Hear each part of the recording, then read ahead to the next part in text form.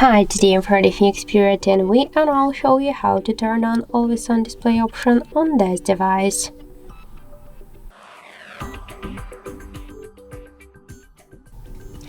So first we should get the Muviz Edge application from the Play Store, because unfortunately we have not installed by default the 80 option.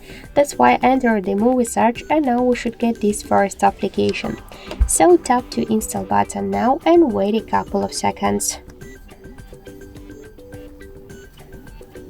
After that, just tap to open the app, click to draw over apps, and find here Muviz Edge app. Click to the switcher, go back, and switch Edge lights to 80 and select one from the available tabs. Just tap now to apply. So let's lock the device. We could check and see that we just successfully activated the 80 option. So that's it. Thank you for watching, and if you find this video helpful, leave thumbs up and subscribe.